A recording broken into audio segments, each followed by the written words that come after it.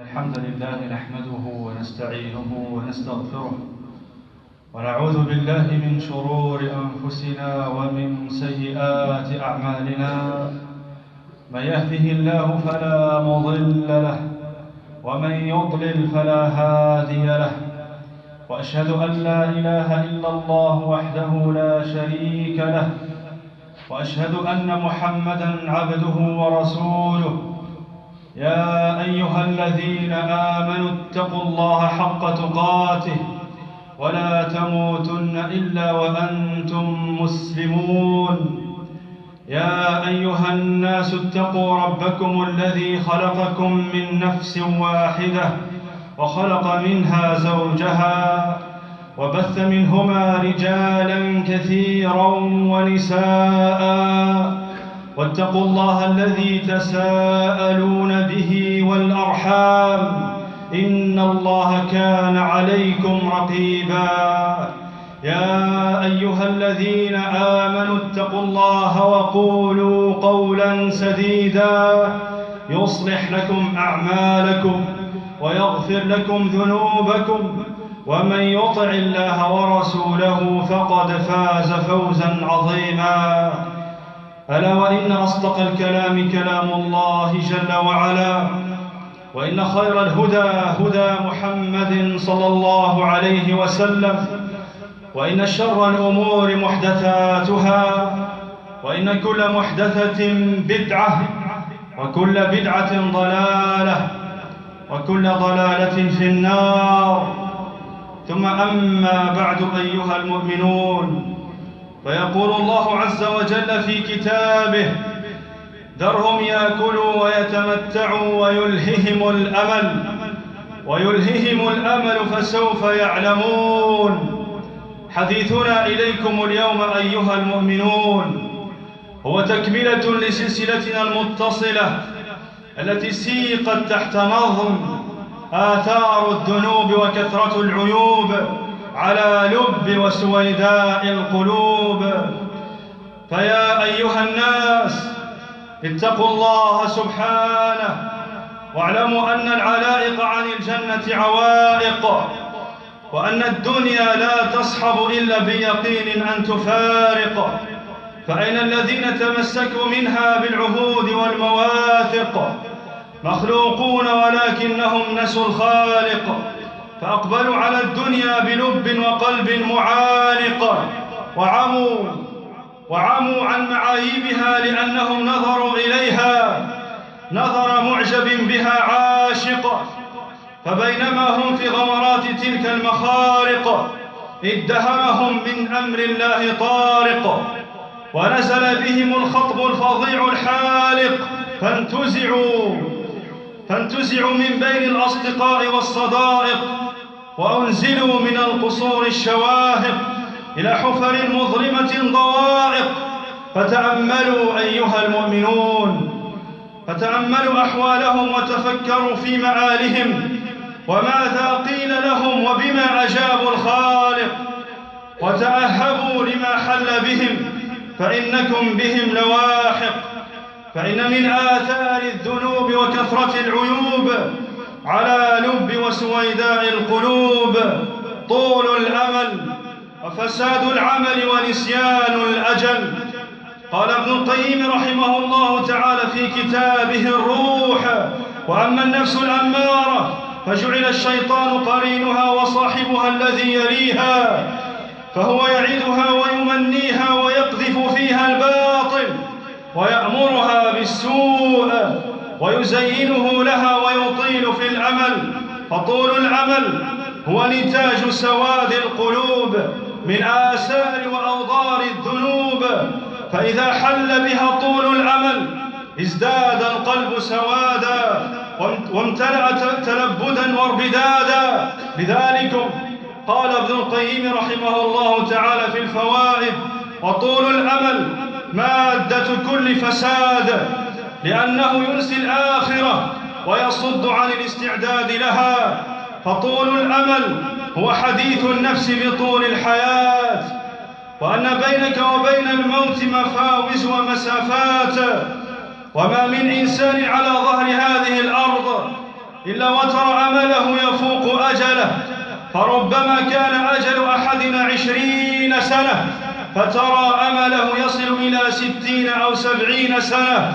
لذلك فقد روى البخاري عن عبد الله بن مسعود رضي الله عنه قال: خط النبي صلى الله عليه وسلم خطا مربعا، وخط خطا في الوسط خارجا منه، وخط خططا صغارا إلى هذا الذي في الوسط من جانبه الذي في الوسط، وقال: هذا الإنسان وهذا أجله محيط به، وهذا الذي خارج أمله، وهذه الخطط الصغار الأعراض، فإن أخطأه هذا نهشه هذا، وإن أخطأه هذا نهشه هذا، فهذا هو الإنسان.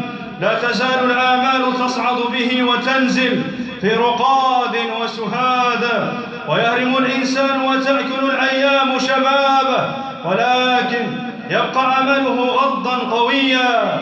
فقد قال نبينا صلى الله عليه وسلم كما في الحديث الصحيح: يهرم ابن آدم ويبقى معه 2: الحرص والأمل.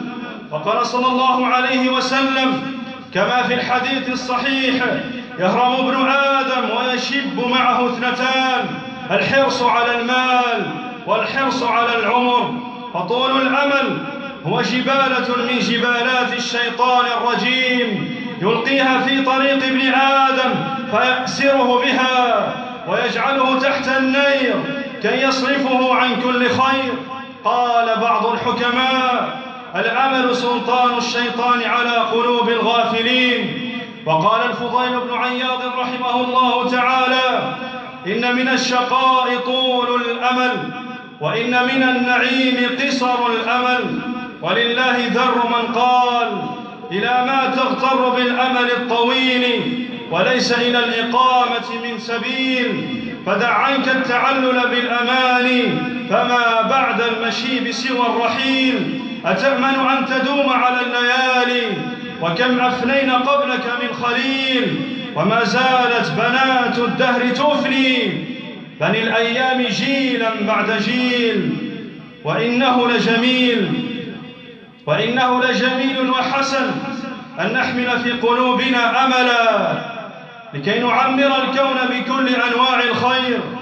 فالإنسان مفطور على حب الحياة، ولكن لا بد من الحذر أن يحول طول الأمل بيننا وبين طاعة الله عز وجل. قال أحد الزهاد: كونوا من الله على حذر، ومن دنياكم على خطر، ومن الموت على وجل، ولقدوم الآخرة على عجل. فهذا هو قصر الأمل الذي يحسن ويجمل العمل، ويأخذ بالقلب إلى معالي الصفاء ومدارج النقاء. قال أبو الدرداء رضي الله عنه: يا ابن آدم، طع الأرض بقدمك فإنها عن قليل قبرك. يا ابن آدم، إنما أنت أيام، كلما ذهب يوم ذهب بعضك.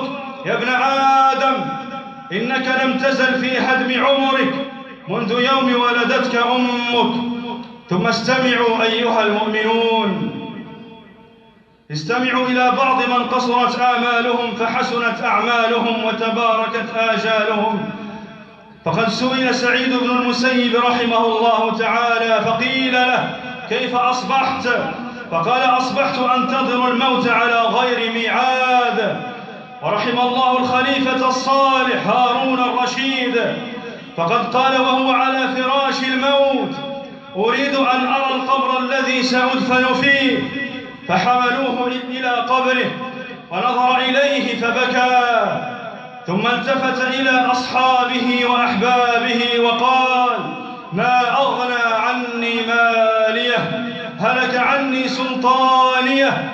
نعم أيها المؤمنون، فأين المال وأين الجاه، وأين الإمارة وأين الوزارة، وأين التجارة وأين البناء والعمارة؟ أين هو الدرهم والدينار؟ وأين هو الجند والأولاد؟ ما أغنى عني ماليه، هلك عني سلطانيه. ثم رفع رأسه إلى السماء وقال وهو يبكي: يا من لا يزول ملكه ارحم من زال ملكه. وكان عمر بن عبد العزيز رحمه الله تعالى يجمع أهل العلم فيتذاكرون الموت والقيامة والآخرة فيبكون حتى كأن بين أيديهم جنازة. وروي عن أبي الدرداء رضي الله عنه أنه قام على درج مسجد دمشق فقال: يا أهل دمشق، ألا تسمعون من أخ لكم ناصح؟ إن من كان قبلكم كانوا يجمعون كثيرا ويبنون مشيدا ويأملون بعيدا، فأصبح جمعهم بورا وبنيانهم قبورا وأملهم غرورا. فهذه عاد قد ملأت البلاد أهلا ومالا وخيلا ورجالا، فمن يشتري مني اليوم تركتهم بدرهمين. وقال حاتم رحمه الله تعالى: ما من صباح إلا والشيطان يقول لي: ما تأكل وما تلبس وأين تسكن؟ فأقول له: آكل الموت وألبس الكفن وأسكن القبر. وقيل لإبراهيم اليشكري: كيف أصبحت؟ فقال: أصبحت في أجل منقوص وعمل محفوظ، والموت في رقابنا والقيامة من ورائنا. وكان حبيب يقول لزوجته: إن مت في اليوم فأرسلي إلى فلان يغسلني، وافعلي كذا واصنعي كذا. فقيل لامرأته: أرأى رؤيا موت؟ فقالت: لا، فإن هذا كلامه كل يوم، يقوله كل يوم، لأن قلبه معلق بالله والدار الآخرة، لأن قلبه بين الخوف والرجاء، الخوف من سوء الختام والرجاء من مسك الختام، والرجاء في مسك الختام. يقول هذا المقال لأنه لا يمني النفس ولا يعلقها بالآمال العراض، يحاسبها ويسائلها: لماذا تأملت هذه الآمال؟ أتريد بها وجه الله والدار الآخرة، أم تريدين بها الركون إلى الدنيا وهذه الدار العاهرة؟ وما تعلمين يا نفس أن الأجل حتما سيفنيك ويفني ما تؤملين. فكم من بان لبيته ما سكنه، وكم من منتظر قدوم قريب أو صديق فما رآه، وكم من جامع للمال وما سعد به، وكم من شباب أخذوا وكان يرجى طول عمرهم. قال عون بن عبد الله رحمه الله تعالى: كم من مستقبل يوما لا يستكمله، ومنتظر غدا لا يبلغه. لو تنظرون إلى الأجل ومسيره لأبغضتم الأمل وغروره. انظروا أيها المؤمنون، كم نرتجي الأماني الكاذبة، وكم نفتل من حبال الآمال الدهور الطوال، فما الذي جناه صاحب طول الأمل؟ قال الحسن البصري رحمه الله تعالى: ما أطال عبد الأمل إلا وأساء العمل، فالأمل يكسل عن العمل ويورث التراخي والتواني، ويعقب التشاغل والتقاعس، ويخلد إلى الأرض ويميل إلى الهوى. وهذا أمر قد شوهد بالعيان، فلا يحتاج إلى بيان ولا يطلب صاحبه ببرهان. ألا ترون ما في القلوب من القسوة واليبس، وكأنها قدت من جلاميد الصخر، لا الوعيد يخوفها ولا الوعيد يصلحها، متوانية إذا دعيت إلى الطاعات والقربات، متلهفة نشيطة خفيفة إذا دعيت إلى الشهوات والملذات. وهذه هي حقيقة طول الأمل: الحرص على الدنيا والانكباب عليها، والحب لها والإعراض عن الآخرة. ولذا فقد جاء في الأثر: وصلاح أول هذه الأمة بالزهد واليقين، ويهلك آخرها بالبخل والأمل. من أجل هذا وغيره قال القرطبي رحمه الله تعالى: طول الأمل داء عضال ومرض مزمن، ومتى تمكن من القلب فسد مزاجه واشتد به عضاله ولم يفارقه داء.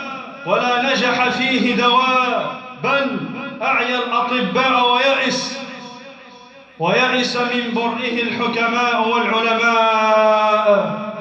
نسأل الله السلامة والعافية والمعافاة الدائمة في الدين والدنيا والآخرة.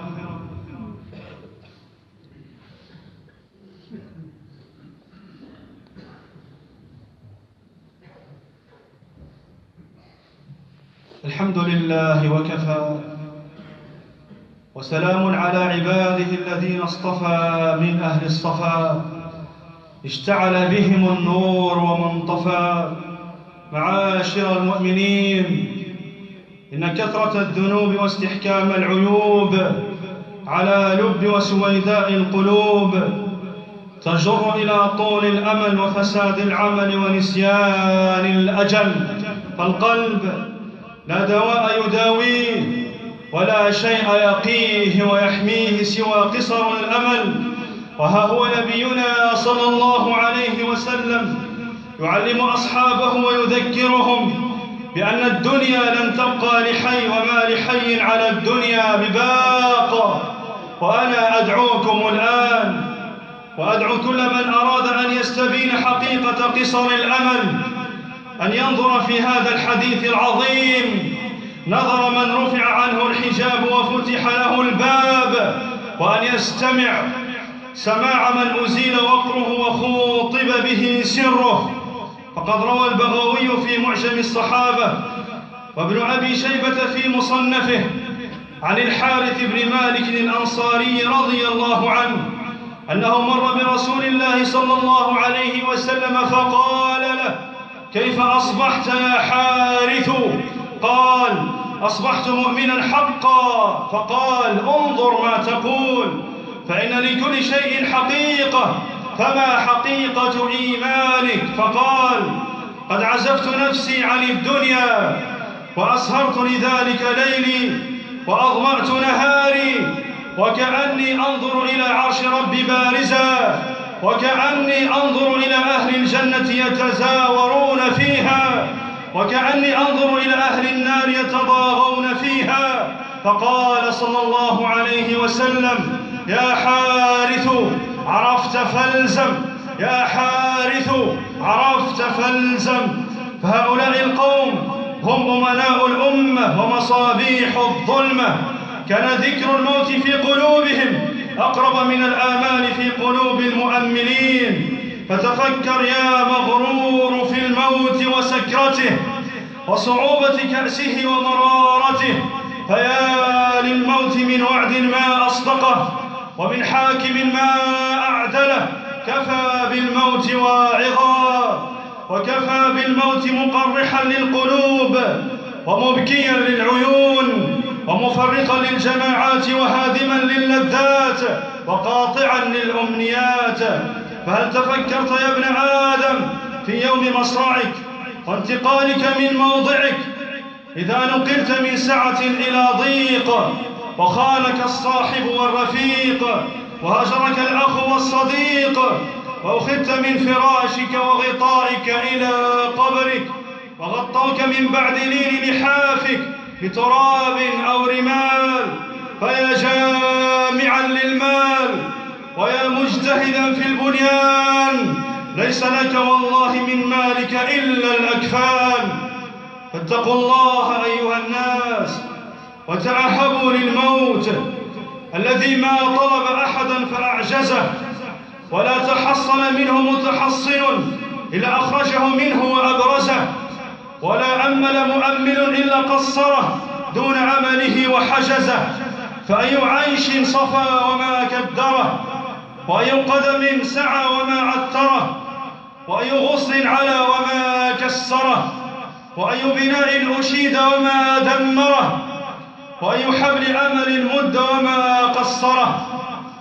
ألا أيها الساهي وقد شاب رأسه، ألم يزعك الشيب والشيب وازع؟ أتصبو وقد ناهزت 50 حجة، كأنك غر أو كأنك يافع. حذار من الأيام لا تأمننها، فتخدعك الأيام وهي خوادع. وقد قال سبحانه: واتقوا يوما ترجعون فيه إلى الله ثم توفى كل نفس ما كسبت وهم لا يظلمون. اللهم يا حي يا قيوم يا ذا الجلال والإكرام، اللهم إنا نسألك وأنت أكرم من سئل، اللهم إنا نسألك الجنة وما قرب إليها من قول أو عمل، ونعوذ بك من النار وما قرب إليها من قول أو عمل. اللهم يا مقلب القلوب وثبت قلوبنا على طاعتك، اللهم ويا مصرف القلوب وصرف قلوبنا إلى طاعتك ودينك. اللهم ربنا وآتنا في الدنيا حسنة وفي الآخرة حسنة وقنا عذاب النار. اللهم إنك على كل شيء قدير وبالإجابة جدير. وسبحانك اللهم وبحمدك أشهد أن لا إله إلا أنت، أستغفرك وأتوب إليك.